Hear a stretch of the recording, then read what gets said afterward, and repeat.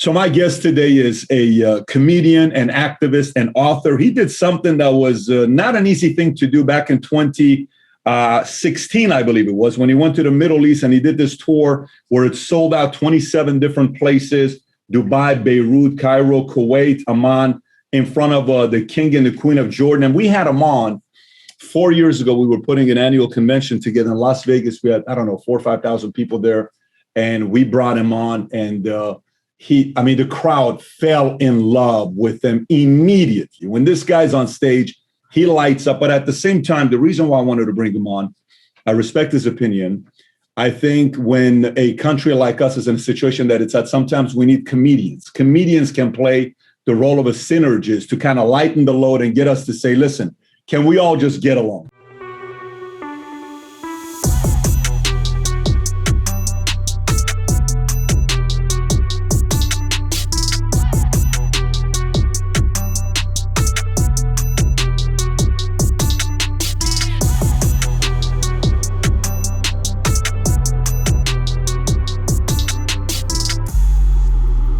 Maz Jobrani, thank you so much for being a guest on Valuetainment. Thank you for having me, Patrick. I appreciate you having me on. Actually, that tour you mentioned was the Axis of Evil comedy tour. It was in 2007. I appreciate you.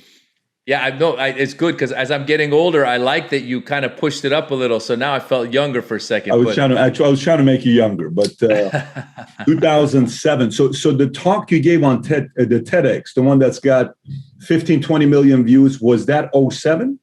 No, that one was, I believe, in 08 or 09. So the story goes, in 07, we went with the Axis of Evil comedy tour. That was me and 3 other Middle Eastern American comedians, and we were the first group of guys who came out on Comedy Central who were from our part of the world doing stand-up. And I always say it was the first time you saw Middle Easterners on American television, and we weren't killed. We were just telling jokes.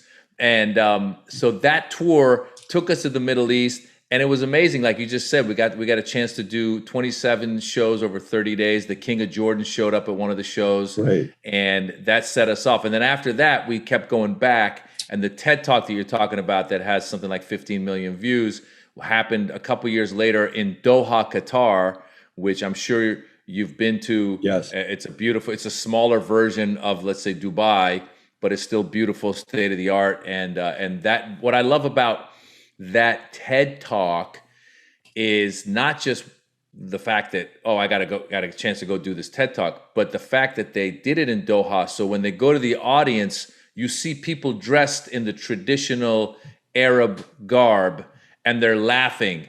And to me, that is a message that I think we should share around the world, that people from that part of the world love to laugh just like anywhere else. And by the way, you were not holding back. I mean, you were taking shots at everybody, and it was the best 7 minutes of comedy, some of the best 7 minutes of comedy that's out there. I enjoyed watching it. But here's a simple question for you. You're smart, you're eloquent, you're very well-spoken, you have a great processor, you're witty. How do you, as an Iranian, not become a doctor, a lawyer, or a dentist, or an engineer? How do you do this? How do you become a comedian? Patrick, I tell you, as soon as you said smart, witty, all that stuff, I was ready to just hang up and say, I'm won, I'm done, I'm out of here. No, man, our parents did not want this. I jokingly say, when I first did this, I disappointed my dad, I disappointed my mom, I disappointed the entire Iranian community, because, I would hear them talking behind our backs and they all thought that this was going to be some big disappointment. And I jokingly say that we would go to parties and I could overhear people going, did you hear about Jobrani's son? He's almost a drug dealer. Because to them, comedy may as well just be drug dealing, And 23 years ago when I started doing this, Patrick, there were not other Iranian Americans doing it. Not to say that it was anything that I was groundbreaking. It was just that the thing that was groundbreaking for me was doing what I love to do. Because you know how it is. You run into fellow Iranian Americans or fellow immigrants, kids of immigrants, whether they're Indian or Chinese or whatever. And if they're not doing lawyer, doctor, engineer, that's in a way, it's going, oh, wow, you went against the norm. And so for me, what happened was my parents wanted me to be a lawyer. And I didn't want to be a lawyer. Since I was 12 years old, I was on stage. I love being on stage. I wanted to be like Eddie Murphy. I did plays. I was always on stage. And I'll be honest with you, because of my parents pushing me when I was in my mid 20s, it Mm. took me till I was 26 years old when I had the light bulb moment. And I go, you live once. So you got to live for you. You got to do what you love doing and make yourself happy. Once you make yourself happy, then you can make those around you happy. And then if you're really lucky, you can make those who don't know you happy. That's not So easy to that's, do. yeah, That's yeah. not only not easy to do, it's tough to be aware of it, especially when you're younger, because it's such a, and you know, the Middle Eastern culture is a very pressured type of an environment. You know, it's not like it's judgmental type of an environment, not in a negative way. It's just a high standard, high expectation, and you kind of want to be pressured to deliver for the people you love the most. But so at 12 years old, you're following Eddie Murphy. You kind of want to be the next Eddie Murphy. If I'm in high school with you at 14, 15 years old, who was Maz at 14 or 15? At 14, 15, I've always been this person who I get along with everybody. So I love sports. So I played soccer and I played baseball. So I had my friends that were the jocks. I loved being on stage. So I had friends who were the drama friends, right? I was always nice to people. I don't think I got in any fights in high school. So I had friends that were from all walks of life. And I personally, the reason I became a comedian was because I was a fan of comedy. So my closest friends were funny.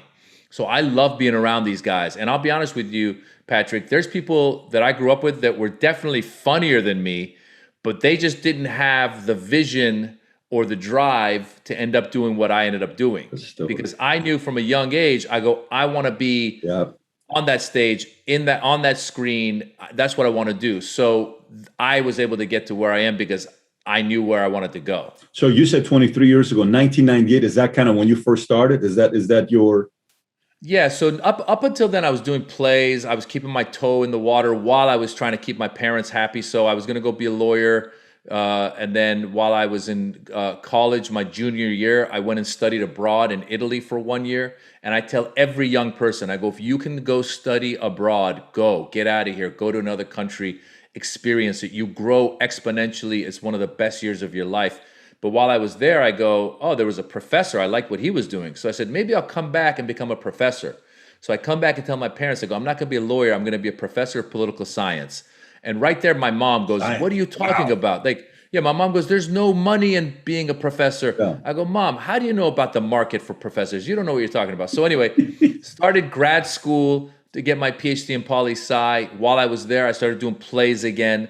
And so I always had my toes in it, And then again, what I was telling you, I eventually dropped out of grad school, went to an advertising agency and just got a job as an assistant at the advertising agency, but still kept doing plays.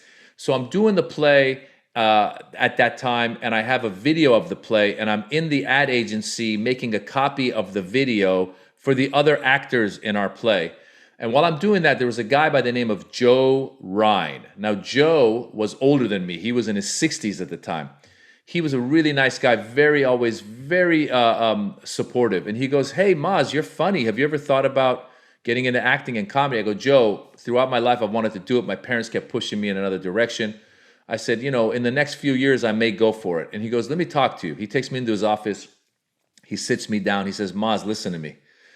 I'm in my 60s. And he goes, when I was in my 20s, I wanted to do some things. And he goes, I never got around to doing it. Wow. So he goes, if you really want to do it, you got to go for it. And that was another light bulb moment that Joe Rhine gave me. Great counsel. That's it. And that moment was then I enrolled in comedy classes and I started going. And that was, again, 1998. I went to my boss. I said, listen, man, I know I'm working for you at the ad agency, but now my priority in my life is going to be comedy and acting. So if you want me to quit, I can quit. And he said, no, you can stay until you get stuff. But that was the light bulb moment, 1998, Joe Rhine, and the rest was history. So political science, was that because that's the route to being a lawyer or because you had interest in politics? No, it was more the route to being a lawyer. And for me, I'll be honest, once I signed up for that, I really found it very interesting because you start learning history, you start learning about how government works, you start learning a lot about a lot of stuff, and it opens your eyes. As an Iranian American, I grew up in America trying to avoid my history and my background of Iranian because I wanted to blend in with all my American friends. Whenever my parents would show up with their thick Persian accents, I was like, oh no, they're going to give away the fact that I'm Iranian and my friends are going to know that I'm not American. But once I went to college and I started studying stuff, I go, oh my God, America had a hand in overthrowing a democratically elected leader in Iran. And, you start learning the history of what got us where we are. And I think it's good because, especially nowadays, we forget history. And if we don't remember history, we are going to repeat the errors and the mistakes that we've made in our past. And so I think it was a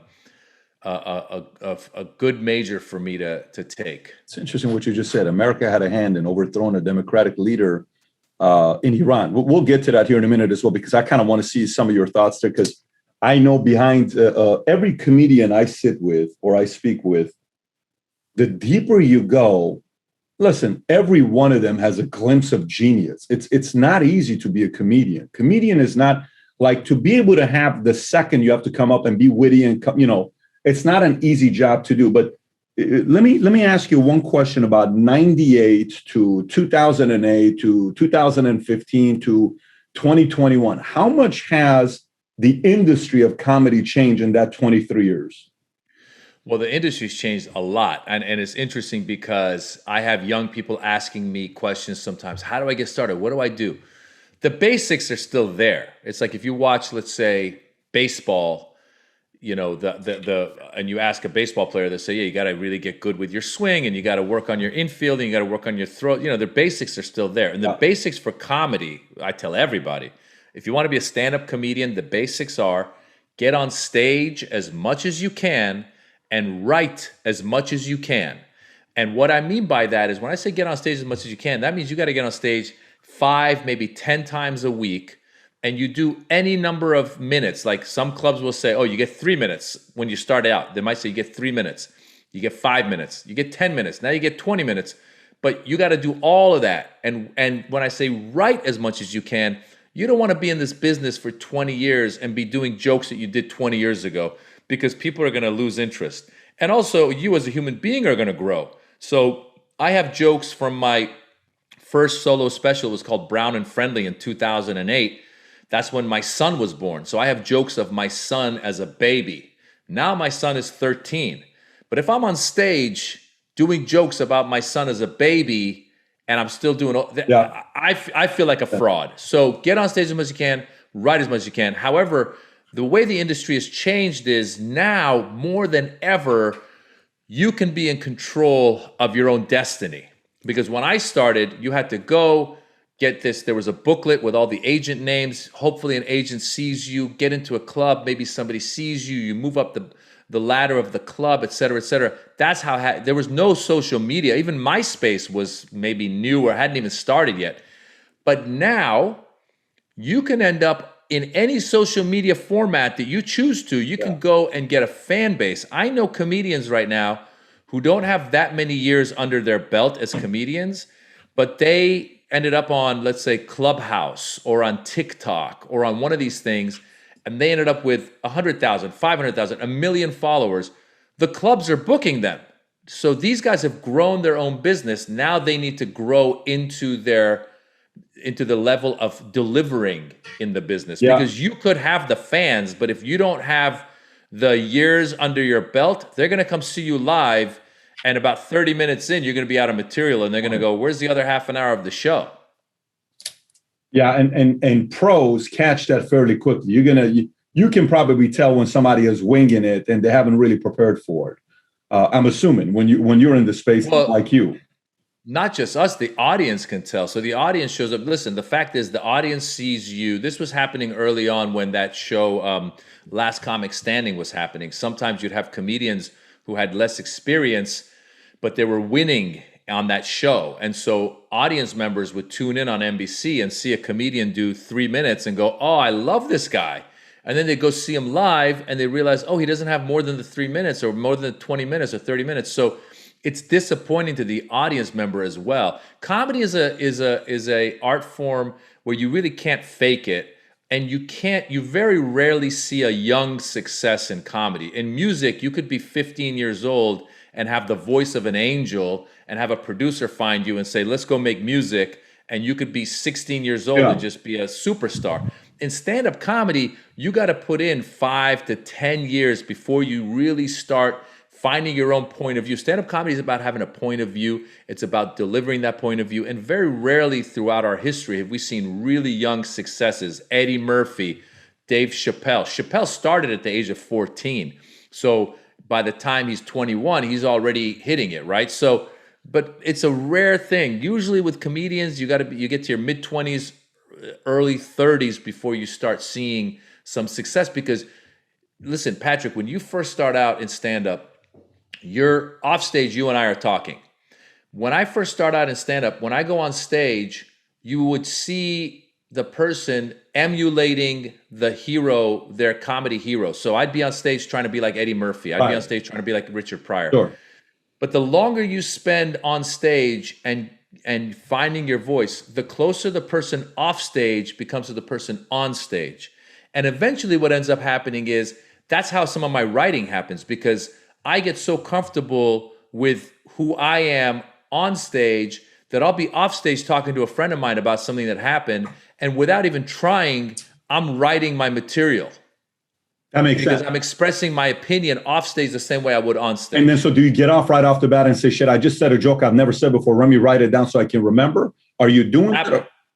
Absolutely. I do that. Or what I do is I often record my sets on stage. And so what'll happen is, especially in LA, we do continuous comedy, which means because you're in LA or New York, where you have, all headliners on a lineup at the Comedy Store or the Laugh Factory or the Comedy Cellar, all these places, you're going to see headliner after headliner after headliner. And we each do 15 to 20 minutes. Well, in that 15 to 20 minutes, I say to myself, okay, I'm going to do 10 minutes of material that I've done before and 5 minutes of newer stuff to try it out. I'm going to sprinkle it in. So what'll happen is I'm recording it in case the stuff that I sprinkle in works. Then I go back and I listen to it. I go, oh, that worked that way. Great. Oh, don't forget to add this little element to that joke. So that's how it's working. So I'm listening. I'm recording it all the time on my iPhone. Makes sense. In Hollywood, what do they call a triathlete, triple threat? You can dance, you can act, you can sing. What is a triple threat in comedy? Is there such a thing as a triple threat or no? I mean, comedy, I compare comedy to boxing, because in boxing, you can do the heavy bag, you do the speed bag, you can shadow box, you can, jump rope. There's so many different things. You can get better at endurance. You can get better at, your agility. There's so many different places in boxing that you can work out and get better and better at. Similarly with comedy, there's so many different facets to it. You can become a better writer by writing and writing and writing. You can become more charismatic on stage by just getting on stage, getting more and more comfortable. You can get better at crowd work. Crowd work to me is very similar to boxing, because you're throwing something out and they're throwing something back and you got to react off of that. And that's a muscle you got to exercise. For me, early on in my career, when I became a regular at the Comedy Store, Mitzi Shore, who owned the Comedy Store, made me a regular. And what that meant was throughout the week, they would put you up on their lineup. And since I was new, they weren't going to give me the best spot of the night. They were going to give me the last spot of the night. So I'd end up on stage at 1:30 in the morning when the club's going to close at 2. And at 1:30 in the morning, you can't go up and just start doing your act and say, oh, my girlfriend broke up with me. And no, 1:30 in the morning, it's you and 5 people in the audience. So you just start talking to them. You go, why are you guys here? Where are you from? You're from Sweden? What's that like? And that conversation and coming back and forth, you're working out this muscle so that later on down the line, when you're in front of 1,000 people and you're doing a show and a lady gets up in the middle of your act and starts to go to the bathroom, you're gonna be like, hey, where you going? And start talking to her, and the crowd's gonna love it because you're on it. And I actually compare that a little bit to surfing as well, which is when we start doing crowd work, it's like surfing. If you catch a good wave, in surfing, I think what they do in surfing is they're in the moment, because that wave's coming, you catch it, you're on there. I guarantee you there's no surfer on a surfboard who's thinking about their taxes, thinking about their, oh, did I leave the iron on? No, that surfer's in the tube and going, I got to get through this. Similarly with stand up, if you're doing crowd work and you catch that wave, sometimes, Patrick, I'll say things that I didn't even think about. My instincts just saying it. And then the laugh comes and I go, what did I just say? And I go, oh, okay, that's cool. Because I'm in the moment, you know? Yeah, so that's interesting. So better writer, better on stage, crowd work. I can see that. Which of those three is the hardest one to learn? Is it the writer? Is it better on stage? Like, I guess some people learn through watching somebody and mimicking their body language and how they move and how fast they run and certain things they do. From your experience for comedy, which has been the hardest to duplicate? Well, for me, I'll be honest, since I started doing plays at the age of 12, I got into the junior high school musical, and they taught us how to stand on a stage. One of the things a lot of actors don't realize, when you're on stage, you got to open your body to the audience. You got to make sure they can see you. And similarly, when you do stand up, you got to make sure the audience can see your face. I've seen comedians show up, they pull their hat down over their eyes, and you can't even see their expression. So they're not thinking about that stuff. So there's a stage presence. For me, standing on stage was the easiest part. From day one, being on stage was fine. Having energy on stage was fine. For me, the writing was the hardest because I always thought, well, what am I going to write about? How do you write? How do you know the rhythm of writing? And it took me a while, but eventually you start realizing, A, you got to write what you know because you're the only one who knows that experience. So whatever that is, and it's my point of view. Listen, if I'm doing a joke about being a dad, there might be another dad comedian who's got a similar joke.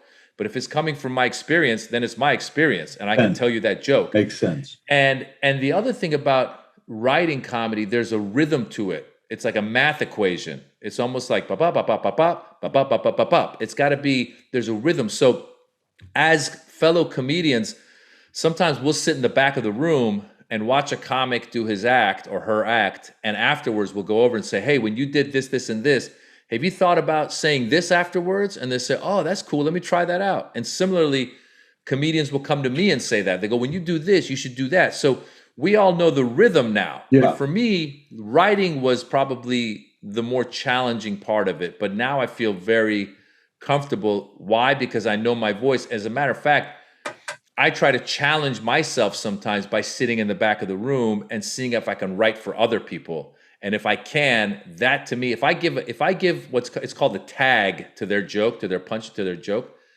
if I can give someone a tag and it works, that's almost more of a sense of pride to me than giving myself a funny joke. Got it. Because it makes you multi-dimensional where you can now kind of watch somebody and know what the next move would be. It's almost like in a movie you're watching saying the next line should be this. And if you say it before they say it, it's like, hey, it's an element of writing the script. Let me ask you, in the game of sports, in basketball and football, you'll see the video of Kobe Bryant doing all the shots that he makes, and they'll put it right next to Jordan. And it's like exact kick, same time, turn, same time. And then you'll see Jordan stole the move from Dirk Nowitzki, where he goes out and kicks it out and, the shot. Or, you're seeing Booker right now taking a couple of footwork from Kobe. And it's a very normal thing in a game of sports, right, that people do that. But stealing jokes in comedy, that's like the ultimate. What is it with comedy and the amount of controversy sometimes you see when it comes down to somebody using somebody else's jokes? Where is the crossing the line to say, listen, man, you took my joke, that's mine, that's not cool. I've had Carlos Mencia on before. You've seen a Carlos Mencia and Rogan back and forth from God knows how many years ago it was. Why is that so serious in the comedy industry? Well, doing the technique for a shot is different, right? Because there's only certain ways you can shoot. I mean, you're not going to have, Kevin Durant jump in the air to do a jump shot and spread his legs wide and, make a funny face and throw it up and it goes in. There's a technique to it, right? So that's the technique. Similarly with stand-up, there's techniques to certain things. Again, like I said, there's techniques to being present on stage. If you look at a bunch of comics, you'll see the ones who are high energy have kind of a similar way of presenting themselves. But the jokes themselves, the analogy would be, let's say in basketball, it wouldn't be so much, oh, you are doing the same move that I'm doing, but it's almost like saying you are you've been watching my press conference and saying the same things I say, or even going one step further. I would almost say it's like you took my trophy, because our jokes are what make us. That's our story. I spent blood, sweat, and tears to write my act. My act is my act. Now, if you go, especially this happens, unfortunately, where a bigger act will go and see an unknown act and say, "Ooh, I like that," and then they'll go do that on TV, and now they've put their stamp on it. Yeah. And this poor kid who's been working, working as the doorman at the club and getting 3 minutes of stage time once a week, he just had his whole act that it took him a year to build stolen from somebody, and that person's doing it on TV. That is just a total no-no. And in stand-up, it's closer to what they do with music, when a lot of musicians go, "Oh, you took that riff that I did and you put it in your song, and now you're making millions of dollars." Ain't gonna go.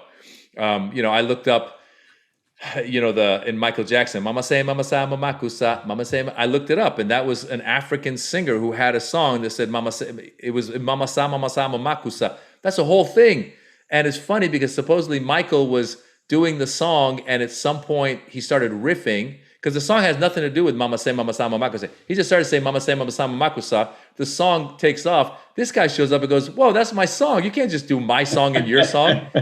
So that's the thing. And in comedy, listen, the one good thing, because matter of fact, early on when I first got into comedy, I was talking to somebody. I said, "Isn't there a way for us to copyright our jokes so that nobody else can take them?" And unfortunately, there is no government entity where you could say, "Oh, here's my copywritten joke." You can do that with your scripts. You can go to Writers Guild of America. Not comedy.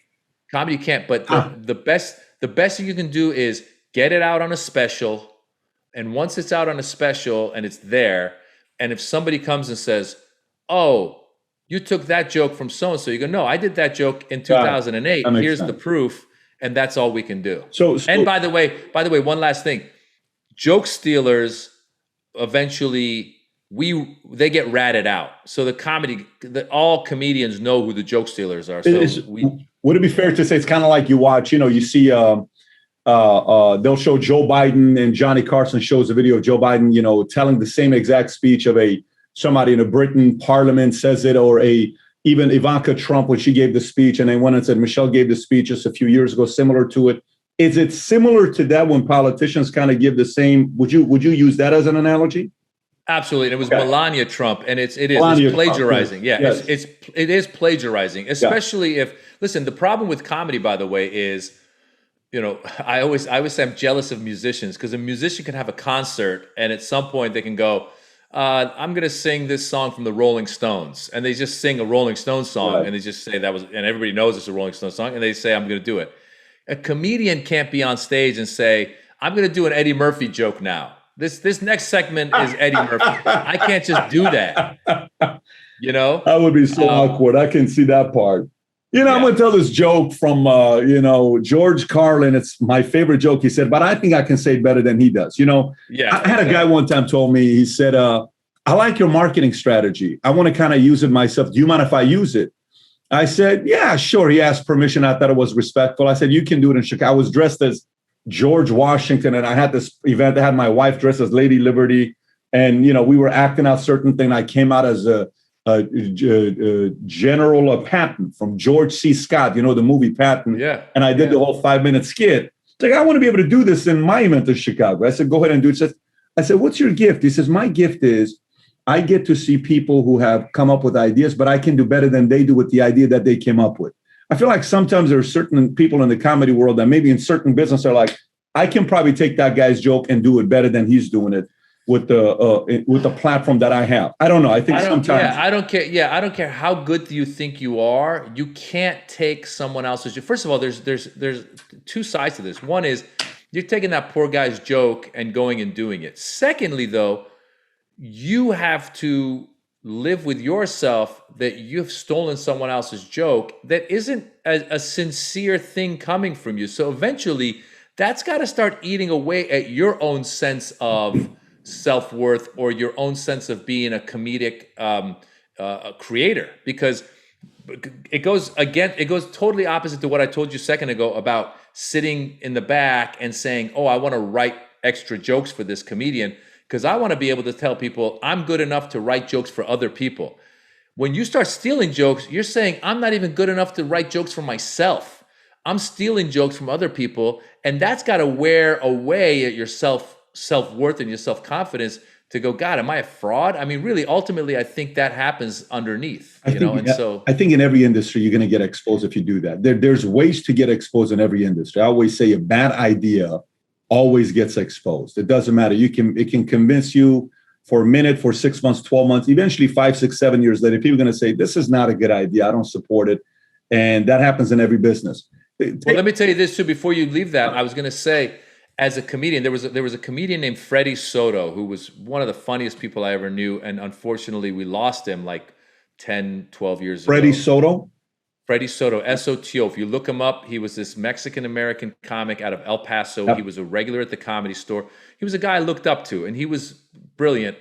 And I remember one of the first times that I got a good encouragement. I was at the Comedy Store. It was late. It was like one of those 1:45 in the morning spots. And I didn't know Freddie was sitting in the way back because the room is very dark. Mitzi Shore used to make the room really dark and put lights in your eyes so it would blind you. And the reason was she didn't want you to see too much of the audience to feel self-conscious. She wanted you to feel like you're doing comedy into a void, right, and just be you. So at that point, there was 3 people that were in the club that I could see on the side. And it was 2 nerdy guys with 1 really hot girl.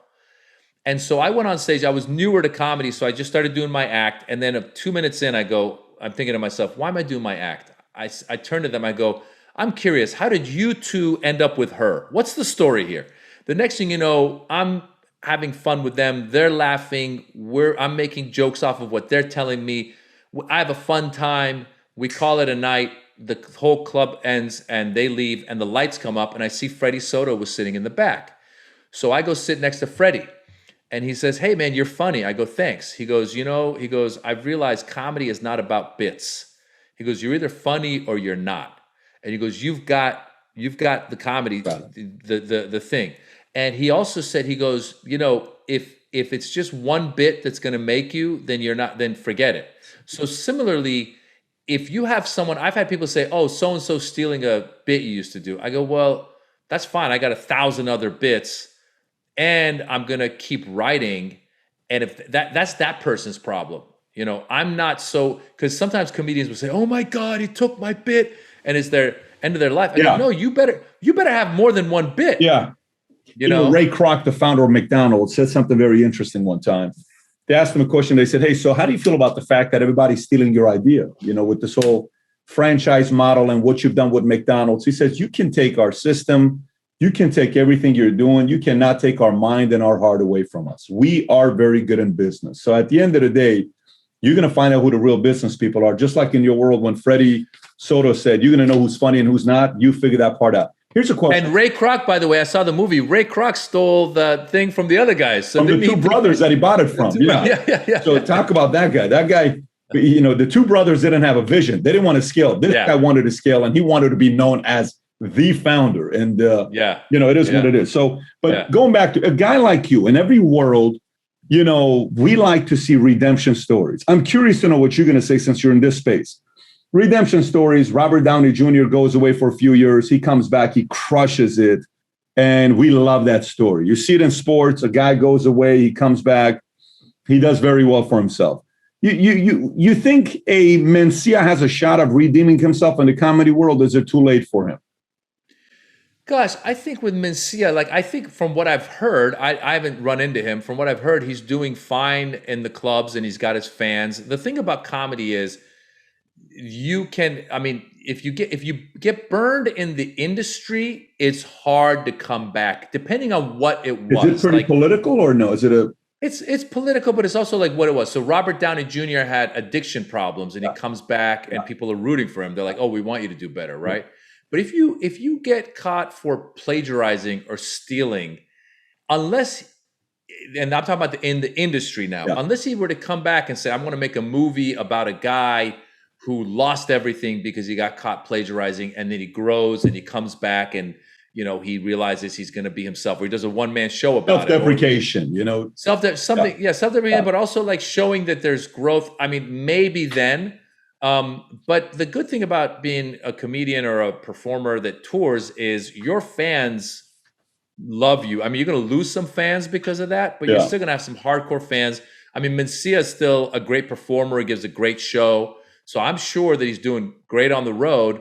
I don't know about the redemption in the business per se, simply because of what I just said, Yeah. unless if they come up with, I mean, listen, it's hard enough to make it in this business without having to have redemption because, I've been doing this 23 years. I've sold like 3 or 4 different shows and this and that, but it's never gone to the, to tell, on air because it's hard to make it. Now, much worse if I had done something that had a black check mark against me and now I want to come back. I almost feel like you got to address that thing in your comeback. Yeah, Kevin Hart and I were, when he came out with the Irresponsible tour, I had him out as well. I think I had him out the year after you, or 2 years after you had him. I don't know what it was, but were you 2017 when you came out and you performed? I did 2017. 2017. Yeah. I remember we were talking off air. The thing about when you came out, which was special, is the week before your performance. I remember we got a call and your sister passed away, right? Which was like a week, and we were having a conversation. My guys like, Pat, this is what I said. Whatever Maz wants to do, Maz gets to tell us what he wants to do. It's his choice, and you still chose to come. And people walked, everybody knew, but within the first 2, 3, 5 minutes, everybody knew. And I said, like, this guy's a pro, but it was great to see you come up there and doing what you do with the audience. I remember when that whole thing took place with you, but we brought Hart a year later, or maybe 2 years later, and he did the Irresponsible tour. And he kind of went up there and he talked about, listen, first time I messed up, I'm glad I messed up. But the second time I messed up, I really messed up. He went up, just said, this is what I did, that's what I did. And you're saying take a page out of Kevin Hart's playbook to see if you even stand a chance to make a comeback.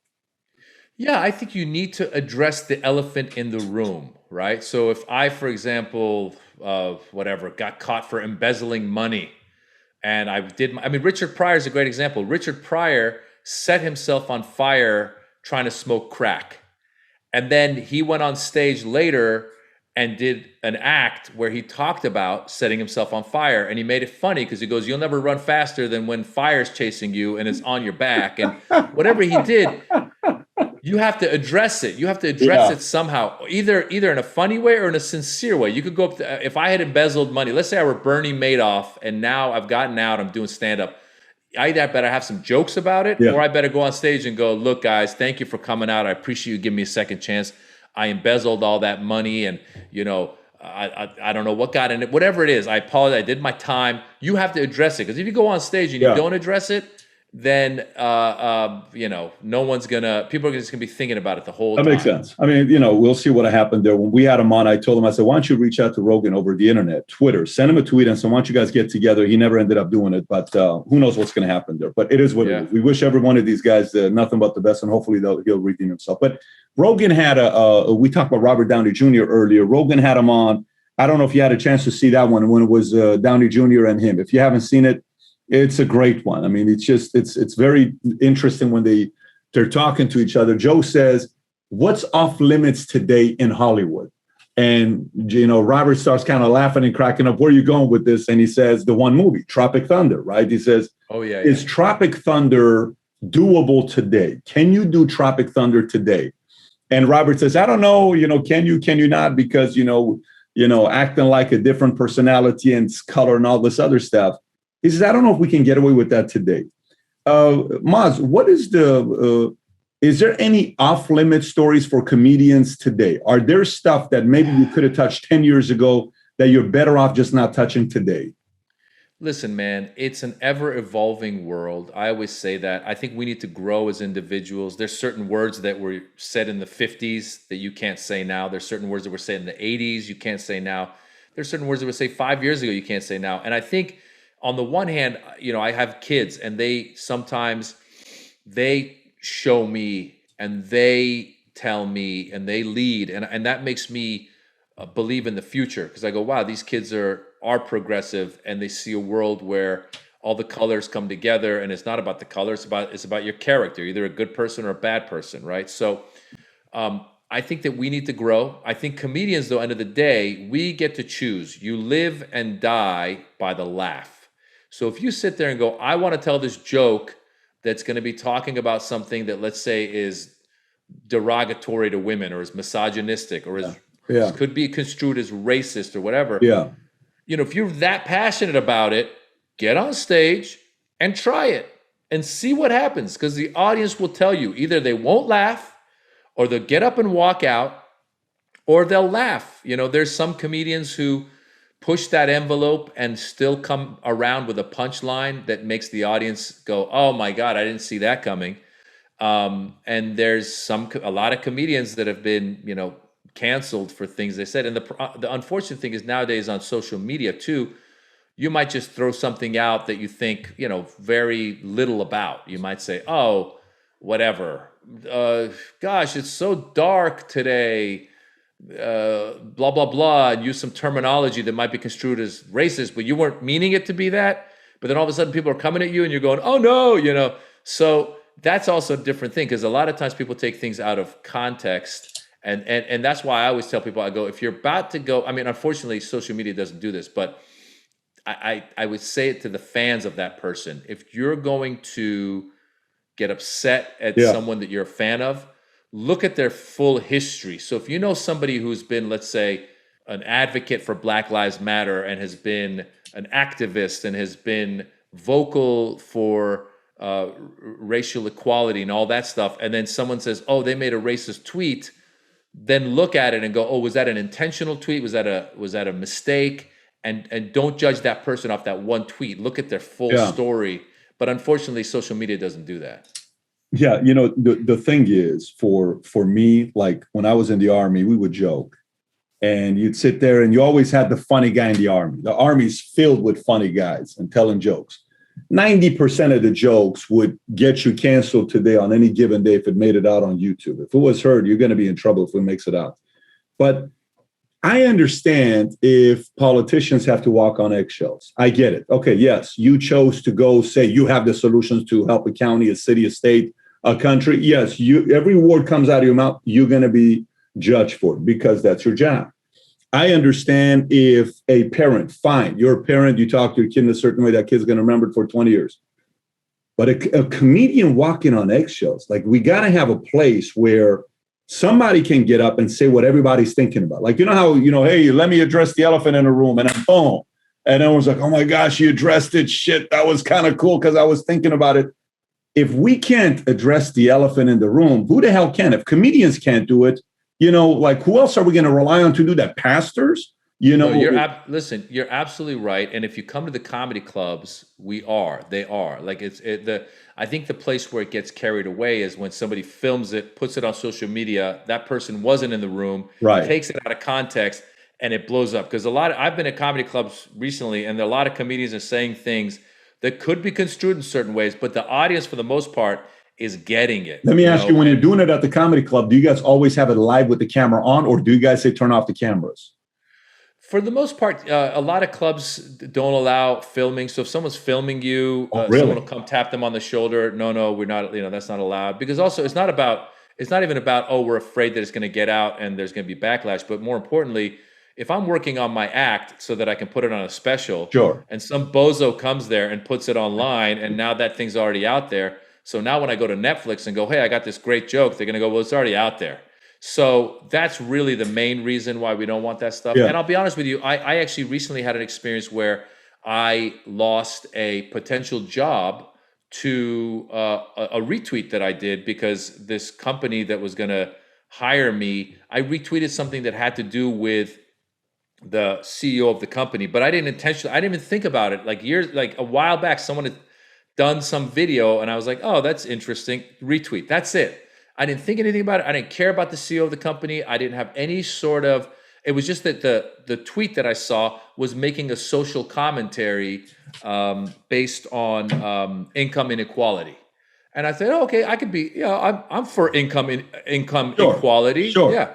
And so a couple years later, here I am about to get a job, and they come back to me and they say, "Oh, you tweeted something against our CEO." I go, "What? I don't even know what you're talking about." And they showed me that, and it was so ridiculous because I just laughed. I said, "I can't believe that this, like you just said, I have to watch my tongue when it comes to a retweet on something silly like this." And similar to what you said, I said, "I'm a social commentator. I should be able to comment on what's on my mind." And Yeah. unfortunately, we live in such fragile Yeah. times where these kinds of things happen, and it is what it is. Yeah, for me, with that part, it's like let these guys leave these guys alone. Do what you got to do, and offend all of us. Say whatever you got to say because God knows some people are thinking about it now. Of course, there's certain areas you don't want to touch. That's a little bit of a distasteful. I get that, but distasteful. If you're so distasteful, you're just not going to make it. There's certain comedy I watch where I'm like, you know what? That's just not funny to me. I Yeah. can't do anything with it, but. So I guess some people find it funny. I would never go pay to watch somebody like that speak. But when I listen to Chappelle and Chappelle's special comes out and he says, let me talk about abortion. Yes, you ought to have the right, but we should also have the right. Like, oh, I never thought about it that way before, Or Jon Yeah. Stewart comes out and says, hey, what do you mean this, drug is not man-made? And he does it on Colbert. You're like, shit, just about 12 months ago, anybody that ever said this on a video, every video was taken out, but he can get away with it. I want Stewart to keep having the ability to do that because he has the card of what? I don't know what I'm talking about. Just a comedian. I'm just a comedian. I don't know what I'm talking about. Yeah. Comedians want to act like they're dummies, but we know comedians are geniuses. You ain't no dummies. Comedians are smart, but we need that. I think we need a little bit of that. And the more it gets away from it. Yeah, that's why I was kind of like, is there anything you guys cannot touch today where you feel like you're walking on eggshells? You saw what Barkley said the other day. I don't know if you caught that. This was like a month ago when Barkley said, I don't like my job anymore.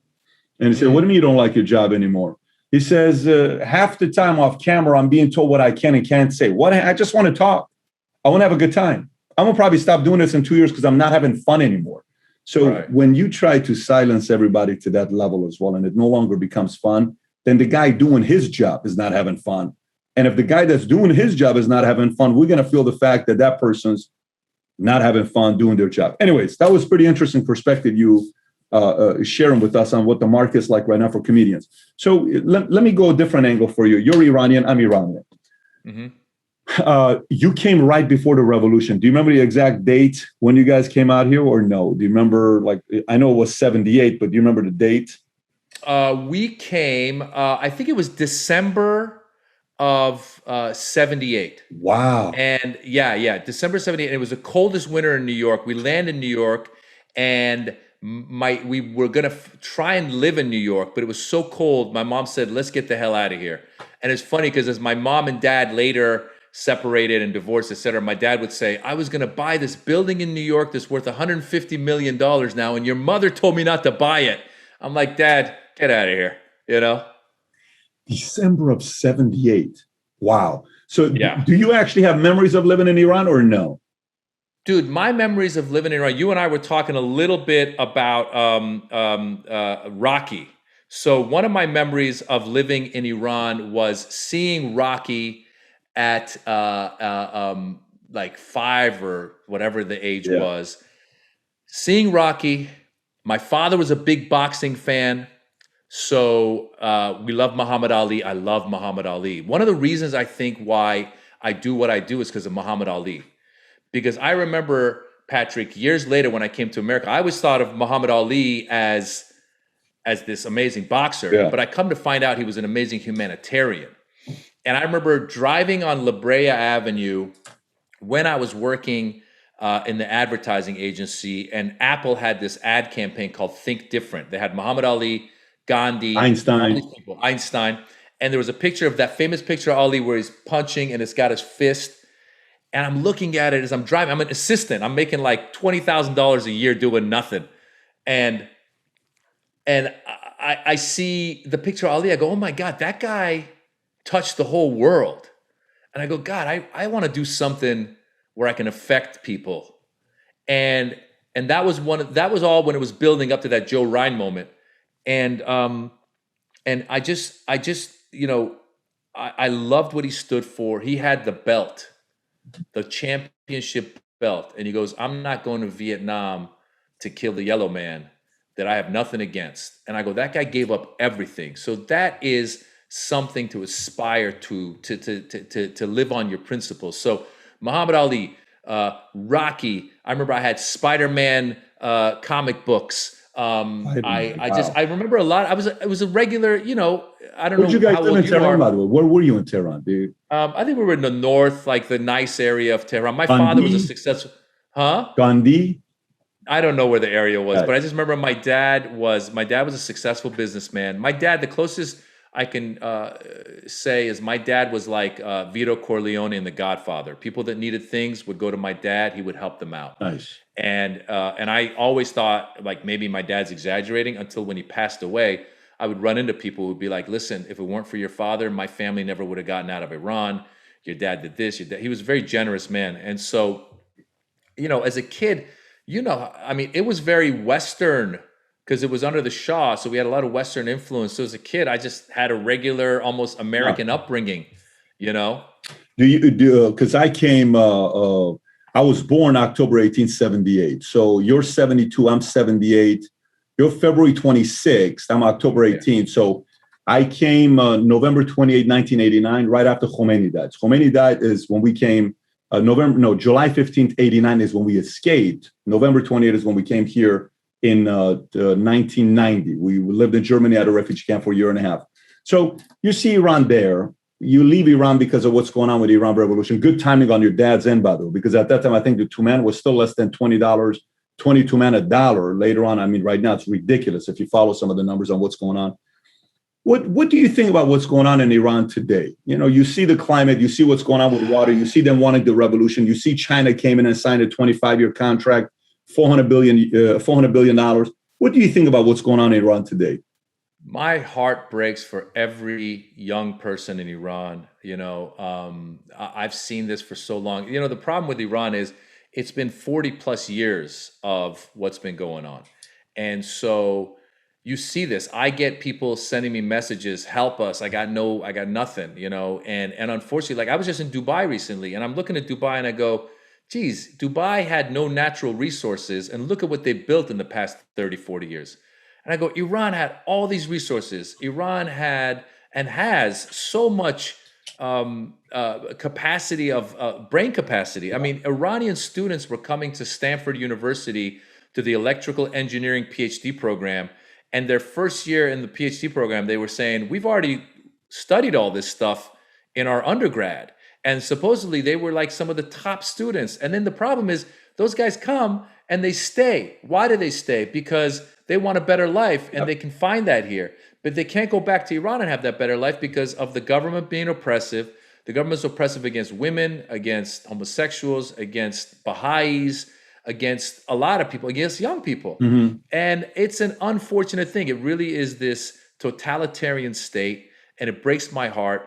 And the question becomes, well, what do we do, right? How do we help that? How do we help that come out of that? Now, one solution is to attack Iran like you did with Iraq and get rid of the leadership. I personally am not an advocate of war because I know that even in Iraq, they lost, I don't know, how many innocent Iraqis died, right? So if you did war with Iran, you'd lose 500,000, 1,000,000 people, innocent people would have to die. I don't know. Mm-hmm. So on the one hand, I go, gosh, that's not the solution. On the other hand, I go, do you try diplomacy? In which case, a lot of people are against it. A lot of Iranian Americans are against it because they go, diplomacy with this government is giving them more power and more strength.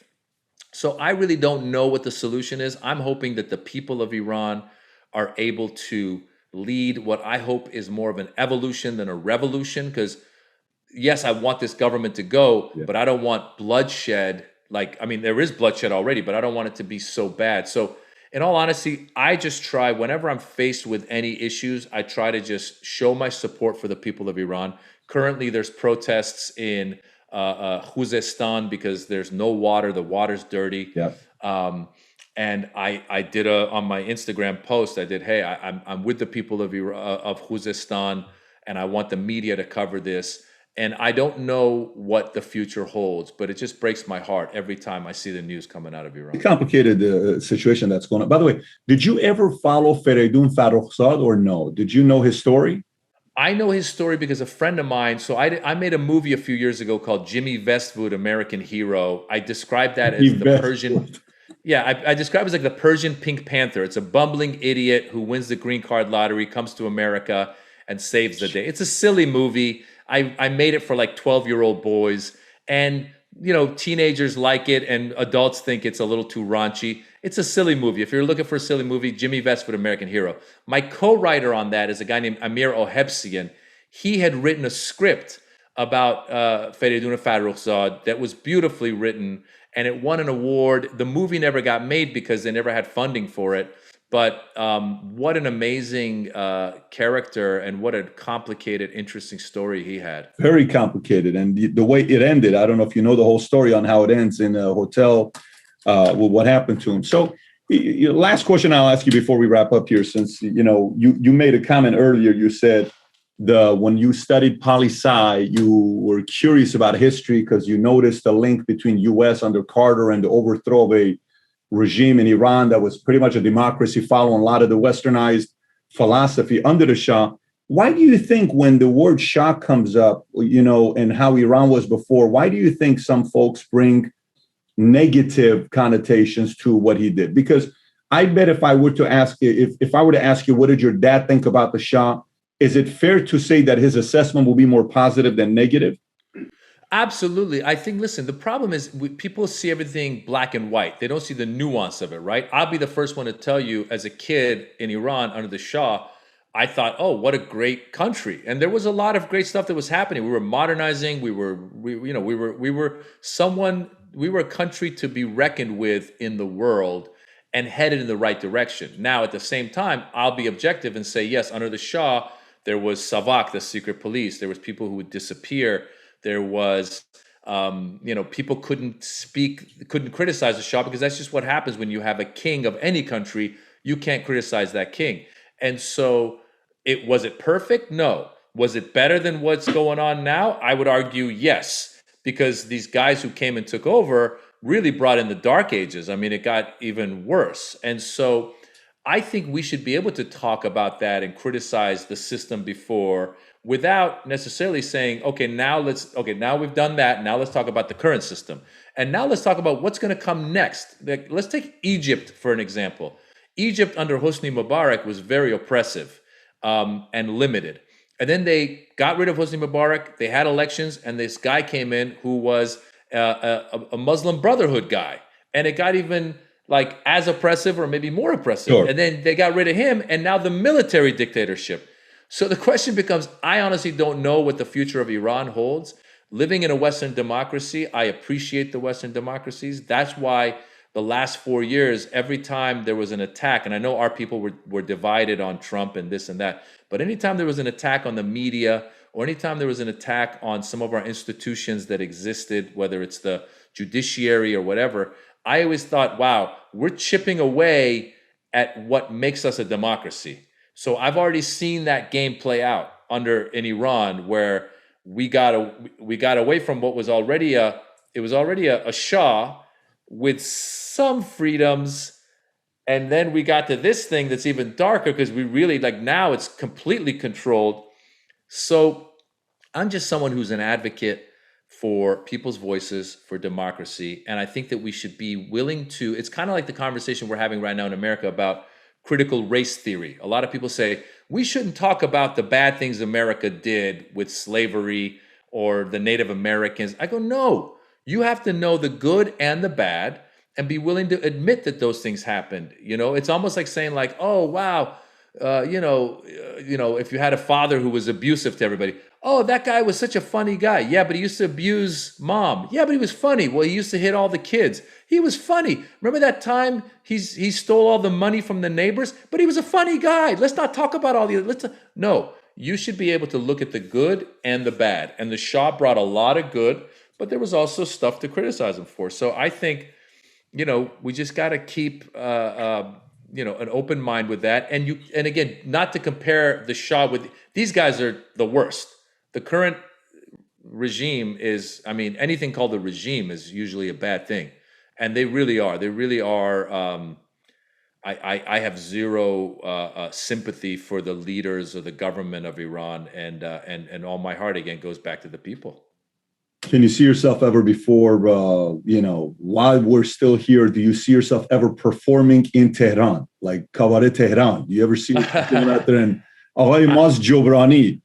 I would love to. The only issue that I have is I perform in English, and I'm more comfortable performing in English. So even when I go to the Middle East, Yeah. the audience knows English, and they come and they laugh. Sure. So I would have to find an audience of Iranians that speak English well enough. Makes sense. You know what I'm saying? No, it makes sense. I mean, because to be able to pull out words and get technical, I'm sure you have to have a depth vocabulary. And I'm not saying you don't. When I listen to you speak Farsi, you speak very eloquently. I don't, but I can see that taking place with what you're at. Do you see any concerns with today? Like, my biggest thing is the following. Here's what I struggle with. I'm curious to know what you think about this. Iran. So my mother, she was a Tudeh. I don't know if you remember Tudeh. You know, yeah, of course. How do you describe what it is? Communist. Communist. In Iran, Tudehs were communists. Yeah. My dad in Iran, he was an imperialist. So he was a Shah. He loved the Shah. He thought the Shah was great. My mom thought Shah was terrible. And, it was, they got 2 divorces in the span of 6 years, in the span of 20 years. They got married, divorced, married, re-divorced 20 years later. Beautiful. And probably the best thing that ever happened. It was probably good for the world that my parents got a divorce. But, you see how there is 99 things to talk about how great America is, but we spend 99% of the time talking about 1% of what's bad in America. Okay. Mm-hmm. That's what happened to Iran. You got, women could vote, women could work in anywhere, women weren't forced to get married at the age of 8 or 13. Like the marriage age changed and they could go out there and have their own identities. They had a voice. And then now it changes and they don't have the voice. You could marry a girl at 13 years old and you're 42 years old and Allah says that's okay with it, right? You can do certain things that's going on like that in Iran. So do you think sometimes and like you said, CRT, you said there are people that don't want to talk about the fact that slavery took place in the past. I don't think the fact that people have a problem. I went to school and I studied slavery. History taught you what slavery was 30 years ago. I think it's the fact to say, you're this, you're that, this is what happened because your family's this, because your family's that. Do you see the playbook of America going in a direction where we're spending more time thinking about what's wrong with America rather than what's right with America? No, I disagree. I don't think that's the case. I think that most people know America's a great country. And if they don't, they should travel outside of America and you'll see America's a great country. I just think that there's room for improvement. And I think that what you just said is interesting because you're right. We talked about slavery or Native Americans a little bit in school, but they don't go into depth in it. And it's good for us to know in order to not repeat the past. And I honestly don't think, because I've heard some politicians say, oh, you're going to make the white kids uncomfortable. I don't think teachers are in classes going like, hey, white kid, your dad did this. No, it's saying a good teacher would say, let's look at the history of what we did. There was good white people, there was bad white people. There was good black people, there was bad black people. There was black people who were probably selling out the other black people so that they can make the money and sell out these other people. So I think knowledge is power, right? We should definitely know what's going on. But listen, you can say whatever you want about America, but this past election, we had the highest election turnout ever. So that's a good thing. We should work more and more towards that to get more and more people engaged, more and more people aware of what's going on, and more people voting for their own interests. And as you said, let's concentrate on making America a better place. Let's try and attack the homeless problem. Let's try and build on infrastructure. Let's make voting easier for people. We have the highest technology right now. You had people in the administration who were in charge of voting and said this was the most secure voting election ever. And you went to judges, you went to several judges, and you look at all that and you go, geez, at a certain point, we have to say, yes, this was secure and it's going to be more and more secure. And let's make it more and more available to people so everyone can participate. So when the next election comes around, whether you're a grocery store clerk or you're CEO of a bank, you're going to go and vote because you want to be involved in part of what you just said. This country being such a great country that those two people, one of them's making $1 billion a year, one of them's making $20 a year, but they both have a vote. Let's work towards that. And so I don't think by looking at your faults, you're going in that direction. I don't think that's the case. But I think overemphasizing, which is what the media is doing 24/7, is getting America to have more bickers and fights than ever before. And I'm surprised you don't see that trend. When you said a good teacher, you said a good teacher wouldn't say this. So I think what you are also saying, Moz, is the fact that we should get rid of bad teachers. We should also have a opportunity to keep bad teachers and allow bad teachers to get fired. Would you agree with that? At least some bad teachers should get fired. Well, I'll tell you what, you know how you get rid of bad teachers? You start paying teachers more money, and then you're going to attract you're going to attract more people who I'm for paying more. I am for paying more and firing the ones that don't give their best. Yeah. Make teaching a desirable job so that people with high capacity will want to be there. So, listen, man, the divisions are there, and unfortunately, but I see love. I see people do. I'll be honest with you, Patrick. I do what I can on my own terms. Like, I see you doing it. On stage, I do get sometimes political and say my opinion, but I try as much as I can. When I'm in public, I go overboard nice nowadays. If I come to a door, I let the other person go first because I know everyone's under a lot of stress. We've had 2 years of this pandemic and this and that. So I just go overboard with being nice and courteous. And I think if more of us do that and pay it forward, perhaps the world will smile a little more. I hope you guys don't get silenced, man. I hope you guys can do what you can do as comedians and you don't walk on eggshells, because your industry has the ability to unite America. Today I made an announcement this morning at 8 a.m. and I sent a video out and I said, I'm willing to give $5 million if President Trump and President Obama are willing to sit down together for a long-form interview to have a conversation together, because I think both of them have their own way of loving America. They have different ideas. Why don't you guys talk to each other for 2-3 hours and see if we can figure out a way to unite? This was just probably 2 hours before you and I sat down together. It's got a lot of traction already. We're already getting a lot of things that are coming back. I think we need to be able to hear both sides. Whether you agree with it or not, I think we need to be able to hear both sides. And Patrick, if they don't agree to sit down, you should hire 2 impersonators and give them $50 each. Save yourself a lot of money and just do it. It's a good idea. Buddy, appreciate you for coming out. How can people find you? If they want to find you, what's the best place for them to go? It's at Maz Jobrani, MazJobrani, at Maz Jobrani on Instagram, TikTok, Twitter, all across the board. MazJobrani.com is all my tour dates. I'm currently on tour. And my podcast is called Back to School with Maz Jobrani. So tune in and follow me. We're going to put all of those links below, folks. If you want to go follow Maz, click on the description. All of those links will be below. All right. Thank you so much for your time. I appreciate you, truly. Take care, brother. Thank you. Well. Bye-bye. Bye-bye. Industry comedy, walking on eggshells, Iran, state of America. Curious to know what you took away from this interview. And if you enjoyed this interview, I got 2 other videos I think you'll like. It's my sit down with Kevin Hart or Carlos Mencia. If you've not watched either, click on those interviews to watch. And take care, everybody. Bye-bye.